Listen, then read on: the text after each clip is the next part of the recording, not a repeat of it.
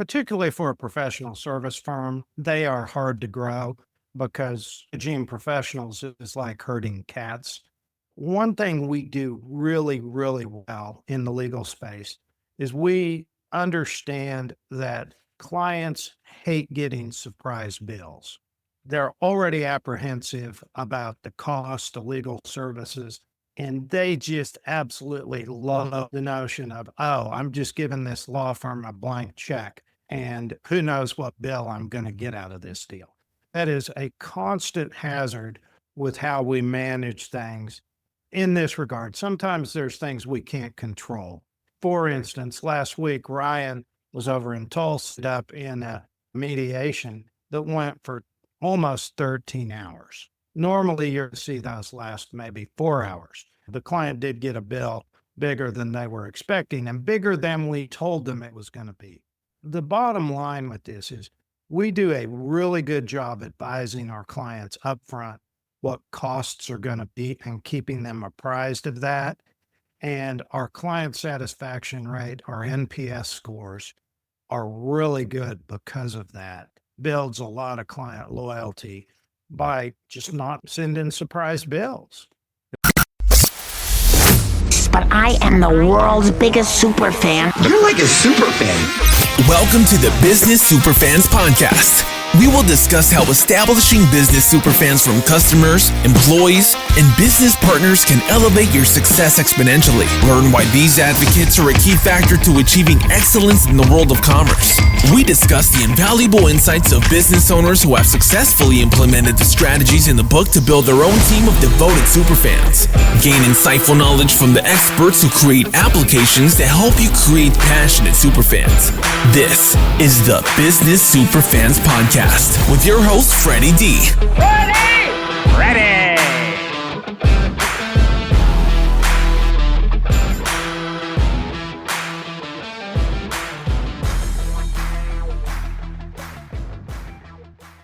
Our guest today is Matthew Neal Davis, is an attorney and entrepreneur who led Davis Business Law to over 1,000% growth in 6 years, making it one of the very few law firms ever to appear on the Inc. 5000 list. The firm now operates 8 offices from Austin to Kansas City. Martindale-Hubbell awarded Davis its AV Preeminent rating in recognition of his outstanding skill and integrity. With more than 25 years of legal and entrepreneurial experience, Davis has advised business leaders on mitigating risks and seizing opportunities through his firm's strong protected business system trademark. He has served as lead or co-counsel in litigation yielding recoveries in excess of $50 million and is licensed in Texas, Oklahoma, Kansas, Missouri, Arkansas, and Colorado. He has presented his programs to groups such as the Inc. 5000 Masters Class and the Young Presidents Organization Global Forum. Inc. magazine published his first book, The Art of Preventing Stupid, 2019. His second book, The Strong Protected Business, was published in 2023. He also hosts 2 podcasts, The Strong Protected Business and The Art of Preventing Stupid, sharing his insights from decades of work helping entrepreneurs and business leaders. In addition to his legal and business pursuits, Davis is an accomplished guitarist and leads a heavy metal band, Geriatric Steel, known for original hard rock songs that resonate with middle-aged audiences. Please join me in welcoming Matthew Davis, founder of Davis Business Law. Welcome, Matt, to the Business Superfans podcast. We're excited to have you this morning. Well, I'm thrilled to be here. Let's talk about this superfan business. How about that? That sounds like an excellent idea. So you're with Davis Business Law. Tell us a little bit about the story behind that, because I read that you've really scaled this thing from nothing to multi-locations and multi-states and everything else. So what's the backstory? Well, I was county seat lawyer, so had a solo practice in my hometown, which is an overgrown prairie town. 10 years ago, I had a midlife crisis and said, hey, let's go start a law firm. And here we are. We tried growing it in a small city, which just got kind of annoying because it's hard to attract talent. In fact, growing in this market made it worse for me personally. So we started out, moved a branch and started hiring in Oklahoma City. And then we said, hey, we can do this. Let's go to Tulsa and Wichita. And then we said, well, if we can do that, let's go to Kansas City and Austin and Fort Worth and Dallas. And so we've got 8 branches right now and looking at a couple other markets probably later this year. The way I describe what we do is we're the family doctor of business law. Business law is really important, especially for small businesses, because a lot of times you can get yourself caught up into a situation that you didn't think was a situation and becomes a situation. Things that in my career in the computer industry was that we had contracts that people signed when buying the technology. And the reality is nobody cares about the contract until everybody cares about the contract. Exactly. And I remember I was sitting up here at one of our clients' offices and I was reading like 100-page contract with Exxon, right? And this is going to sound pretty crazy, but I'm looking at it and I started kind of looking at it with awe and respect because I go, wow, every one of these paragraphs is about something that went wrong over the last 100 years. Yes, people don't worry about the contract. They just sign stuff and then it bites them. And kind of have a saying, when somebody's giving you a contract, they've probably written it to their advantage, right? And we teach our clients that the 3 main contracts you really want to look at are your customer contracts. Let's get those in order. Let's make them fair to you. We don't really want to stack the deck and screw your customers around, but let's make them fair. Vendor contracts, which is really what we're alluding to. And then you need to get your employee contracts in order. So those are your 3 baseline contracts that you want to deal with as a small business. When I worked with vendors, I set up a bunch of resellers all over the different world. And what was important was that you had to incorporate whatever the laws were in Germany, or if they were in Italy or Sweden or England, you had to make sure that you abided by the local rules there, because I was managing global sales for the tech software company. And you had to take that into consideration. A New Zealand company has come into Texas, right? And they sent us a contract and it had New Zealand law. And I was like, guys, are you kidding us? We're doing business in Texas. Ultimately, we were able to agree on Texas law. And as far as venue, I'll tell you, Zoom has really changed how people handle proceedings because hearings by Zoom. And there's, of course, the American Arbitration Association, which is private court, right? Mm-hmm. And another body called the International Center for Dispute Resolution. And that's a great body to work with when you're doing deals like that. The ability to have hearings by Zoom is fantastic. Makes things move a lot quicker. Years ago, I had to go to Europe for a meeting. And so I flew out there, got there in the morning. We had our meeting, we had lunch, ended up going out to dinner. And then I hopped on the plane the first thing the following morning and flew back to the United States because there was no video stuff. And that's what you needed to do to get the deal done. I bet you had some great jet lag after that. Oh, yeah. Well, I guess, well, maybe not once you got back. That's aggravating. So let's go back to talking about what did you guys do to grow? You must obviously created some kind of a following, or what I would call superfans, that were in turn promoting your business and became your sales force to attract more business, cause in a 10-year period, if I got that correctly, you scaled this thing pretty quickly. Yeah, particularly for a professional service firm, they are hard to grow because Gene professionals is like herding cats. One thing we do really, really well in the legal space is we understand that clients hate getting surprise bills. They're already apprehensive about the cost of legal services, and they just absolutely love the notion of, oh, I'm just giving this law firm a blank check, and who knows what bill I'm going to get out of this deal. That is a constant hazard with how we manage things in this regard. Sometimes there's things we can't control. For instance, last week, Ryan was over in Tulsa up in a mediation that went for almost 13 hours. Normally, you're to see those last maybe 4 hours. The client did get a bill bigger than they were expecting and bigger than we told them it was going to be. The bottom line with this is we do a really good job advising our clients upfront what costs are going to be and keeping them apprised of that. And our client satisfaction rate, our NPS scores, are really good because of that. Builds a lot of client loyalty by just not sending surprise bills. Oh, absolutely. I remember I got divorced years ago, and it was 15-minute increments. And the part that annoyed me was that I would call the lawyer at the time and ask something, and he'd be watching his clock and 3 minutes, and he'd say, "Okay, we're all set. See you, bye." I'm going, wait a minute. I got another 10 more minutes or so of time that I can talk. And it was like, nope, got to go. See ya. And it was like, that was very frustrating. Yeah, absolutely. And when you set out into business, this is one thing we advise all of our clients because we're attorneys in the council. Go build a better mousetrap. Figure out what everybody hates about your industry and do a better job, right? On an external basis, we do a really good job of communicating with our clients. Look, we have times that we maybe don't hit the mark. Everybody does, right? But in comparison to our competition, we kill it. And it's from internal discipline and this little lady over here, Tricia, who is our CFO, who's just a monster about it. And she started out as my receptionist 25 years ago. And I told her she was too smart to be doing that. So she went and got an accounting degree. Here she is, and she's just brilliant.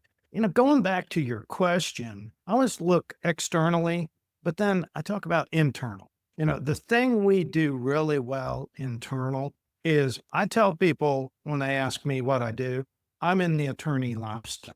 But the point is, my job make a law firm that gives great attorneys the support to really master their crafts, autonomy to do it within reason, and to provide the support in case finance, the support in marketing that gives them work-life balance. So I'm just pulling their hair out and that they can, have a life outside of work because the law business, being a lawyer is very consuming. And we've built an internal system and that finish your day and go home, do your hobbies, go be a dad, go be a mom. And that's something we deliver on an internal basis that our competition really can't touch, frankly, because we run better than the rest of them because of Tricia, because of Jamie, because of our COO, and so on. Well, it sounds like you guys got systems in place, and those systems are followed, and those systems gives the ability to maximize throughput, and then gives the ability to have people have a life, as you just mentioned. We're very serious about, for instance, our sales system and bring them in as clients. We're very serious about our team development system, which we built based on Ken Blanchard's work, in particular, called Leadership and the 1 Minute Manager. It's part of the 1 Minute Manager series, but it's really about his work and understanding how to talk to and lead our particular and also everybody else. And when we implement those systems and just keep working on them and keep refining them, I was up at 5 this morning. And I was all excited because I'm going to work on our sales system, which is, just how big of a dork I am. But it was really rewarding to see it paying off and to see this company growing. And we're thrilled and we take it seriously and we just keep working on it. In my book, Creating Business Superfans, I really talked about the importance of it starts with the culture in the company.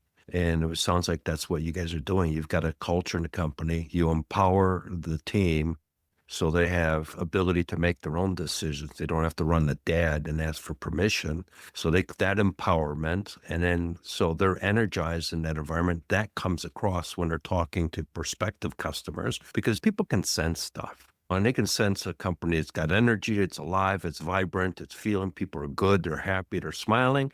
And you can go on to another place and you can go in there and you feel it's like something's just not right here. And off you go to somewhere else. Yes, I think that is true. And stated another way, the speed of the leader is the speed of the team. And I really work hard at staying engaged and working and growing and inspiring everybody just to do great things and understanding how we can make things better For instance, as I mentioned, I was working on our sales stuff this morning, and then I got an email out to the intake team going, 30 minutes on that today. Here's what we're going to implement. Here's some strategy. Here's some tactics. In contrast to that, I have friends that run law firms, and their dream is, oh, I'm going to go to Scotland for 4 months out of the year. I'm like, really? I have a friend who runs a law firm up in the Midwest, and he's took off for 90 days to Colombia and then calls me and says, we're having trouble. And I'm like, well, yeah, Surprise, shocker. but professional services is it's a hands-on, it's people business. And as the leader of that team, you got to be in the mix. And we do morning huddles and we do attorney happy half hours twice a week. Huddles are every day, and leadership huddles are every day. That's what Andrew Carnegie did. Got everybody together every morning. Let's do it. It makes a difference. It does. I took over a interpreting and translation company a couple of years ago, and we grew that by $1 million in a year's window. And this is a small interpreting project, so it's not like big money deals. But we did the same thing. We had a Monday morning meeting. We just did it once a week, reviewed of what the previous weeks were, what this week's objectives were, edified who needed to be edified so that they, recognized for their extra efforts for the previous week and et cetera. And that changed the culture. And then more importantly, everybody knew the direction we were going in. So they knew the sales figures, what we needed to do, and got everybody in a racing rowboat where everybody's in a row and all the oars got to be synchronized. And that's how we got everybody going, and it took off and it scaled. So you're doing the exact same thing, but in the law firm. Yeah, and it makes a difference. We're doing that next week. We do strategic planning every quarter, just day out with the leadership team, and makes all the difference in the world.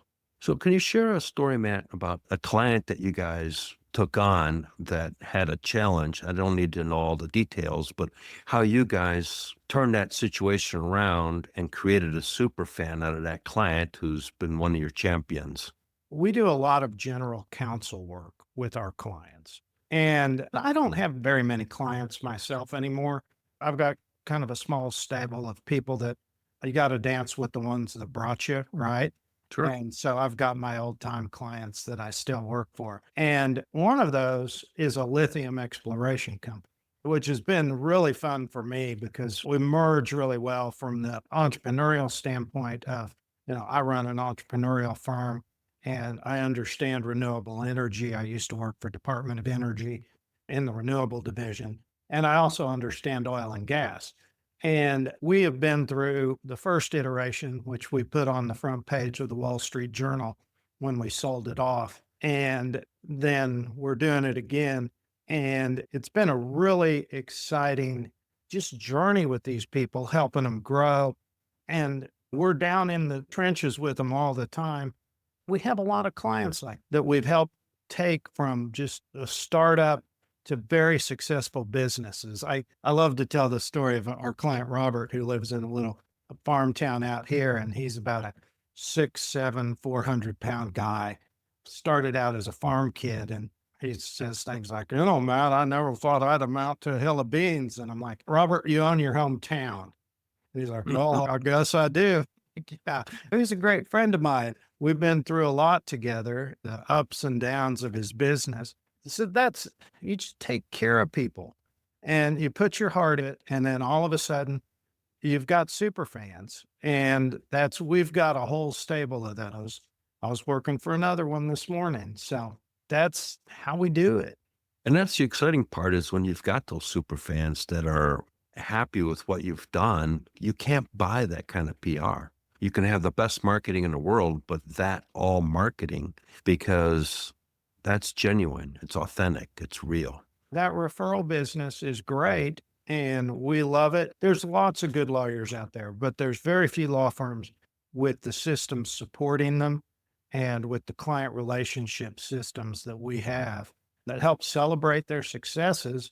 One thing for us is, for instance, we know that there's just certain milestones in companies that we want to celebrate with them. And we've built a system around that is pretty intuitive once you think about it, but nobody does it because the lawyers are busy running the business side of things. And we really have a professional management team on our law firm, again, I stay in the law business a little bit because I think it makes me more effective as a leader of the team to do that. Even our COO keeps a couple clients. He's an attorney as well. Just keeps us in the game and helps us be leaders of the pack of all the attorneys. Which is the one key thing there that I want to bring back up is that you are celebrating the successes and milestones of your customers. And that's really the secret to creating superfans is it's not always about you. It's really about the customer and the success of the customer and the growth that they're experiencing, the joy that you get for having helped them get there. So it's really a win-win that creates a synergy between the two of you guys, or the two entities. I'm breathing kind of deeply. I had a little sigh there because Bailey is over here and her mom was one of the original gangsters around the firm, so to speak, and still a great friend of ours, but she has her own business.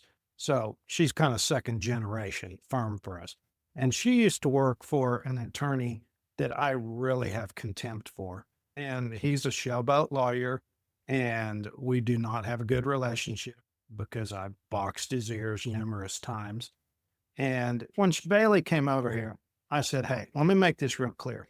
This guy's clients end up broke and often in jail. Our clients end up rich and out of trouble. And the focus is different in our clients are the hero. We are not, and we get that. And it is a tectonic shift in why we're growing because Exactly. we're champions for our clients. And we realize they're the heroes through the particular straits or problems or opportunities that hire us for. We're their guide. We're their Obi-Wan Kenobi, but man, they're Luke Skywalker, right? Absolutely. Yeah. When I was managing the international channel, I had about 60 resellers around the world. Some of the competitive companies would recognize the agency that was a distributor of ours. I went one step further as I went into the salesperson that was selling our technology and recognized them, including the agency. But more importantly, I wanted to make sure that they got edified because they're the one that was selling the stuff to make the agency look good, made the other salespeople within those agencies and other agencies, because we would have an awards ceremony for top performance and all that stuff. And people would say, whoa, wait a minute. The other guys are just recognizing the agency. He's recognizing the actual person that was the one that sold the most of our product and awarded the agency. Complete game changer. Let's celebrate their wins. Exactly. Very important. Very important. So if I remember correctly, you did some heavy metal stuff in the past. Oh, yeah. I was a hard rocker when I was a kid, still am. And I was relearning some Def Leppard this weekend. So, yeah, we were playing guitar this weekend. I got one of my Flying V's over here. My wife originally thought I was joking. And I'm like, no, I'm going to go play hard rock festivals as my retirement project. So I can get paid to go all over and do that. We've got a little band. We're missing a bass player right now, but yeah, we're having fun with it. No, it's important to have fun. It's important to have hobbies and things that you enjoy because, that's what life is about. It's not always work. Sir Richard Branson says there is no difference between work and non-work. It's called life. And so basically everything you're doing is life. You're living right now. So absolutely. Yeah, I heard a similar quote that I'll paraphrase. And he said, the real masters, you can't tell if they're working or playing. Correct. And yeah, I think it's all fun. And I'm just grateful and happy to get to do what I do. And sometimes I get tired running a law firm, all that. It's pretty rewarding. And I love our team and we're having a great time doing it.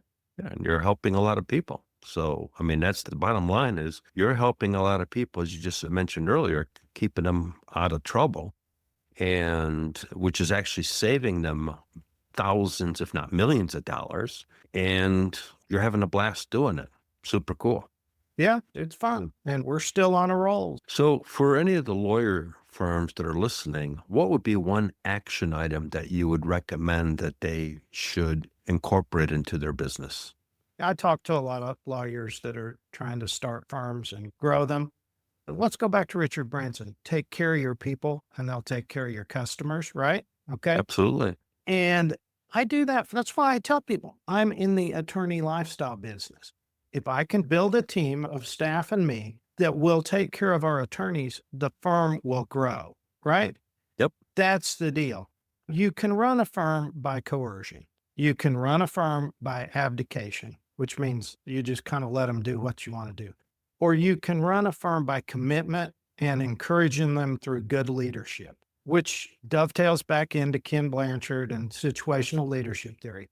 And if you will do it that way and recognize your people where they're struggling, help them grow. Basically, when you get self-reliant high achievers, just leave them alone.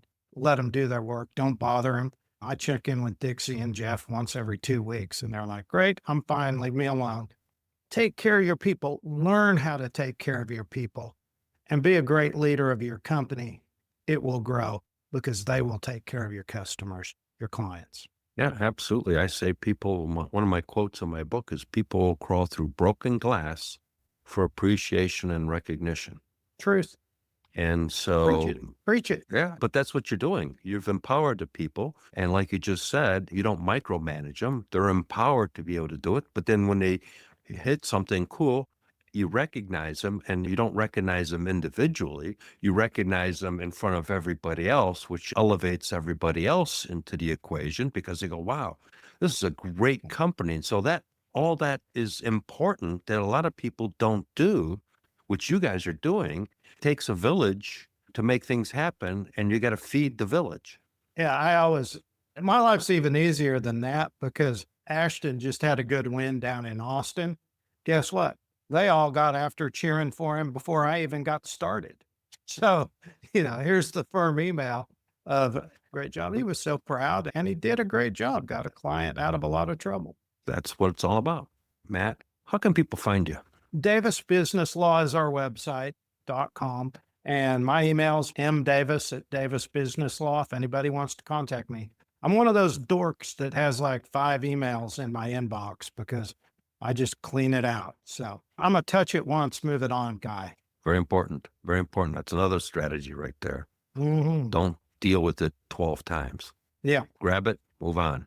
Yeah. And then you mentioned that you have an offer for our listeners. Well, yeah, have them go look at our Strong Protected tab on our website. There's some really good tools there. And one thing we did with like the Strong Protected Business Checklist is fantastic because your company needs different things depending on the size that it is. Can't build Rome in a day. Let's prioritize the first things. And by the way, let's look at it this way. When you're small and just starting, we're not really concerned about succession or selling your business because you don't have anything to sell, right? Correct. Get it a little bigger. Let's start concerning ourselves with that. So we did that it's mostly legal checklist of let's look at what you need to be doing, what you need to be worried about based on how big your company is. And we broke it down based on revenue and employees, which are kind of congruencies once you think about it, usually. Mhm. So that's a really good tool for people. And people will look through that, self-grade themselves, and they'll pick up the phone and say, hey, can you help us with this? Okay. Yeah. And we'll make sure that's in the show notes for Got it. our audience. So, Matt, it's been a pleasure having you on Business Superfans podcast. Great conversation, great insights, fabulous story. So we look forward to having you on the show down the road. Thank you. I appreciate it. It was fun. Enjoyed working with you. Thank you for joining us for another episode of the Business Superfans podcast. If you found today's conversation valuable, don't forget to hit that subscribe button, leave us a review, and share this episode with someone who could use these powerful insights to level up their business. Remember, creating Business Superfans isn't just about your customers. It's about fostering genuine, impactful connections across your entire business ecosystem. When you invest in those relationships, success doesn't just happen, it accelerates. Until next time, I'm your host, Freddy D. Let's keep building superfans, creating unstoppable momentum, and driving your business toward extraordinary success. See you in the next episode. We hope you took away some useful knowledge from today's episode of the Business Superfans podcast. The path to success relies on taking action. So go over to businesssuperfans.com and get your hands on the book if you haven't already. Join the Accelerator community and take that first step in generating a team of passionate supporters for your business. Join us on the next episode as we continue guiding you on your journey to achieve flourishing success in business.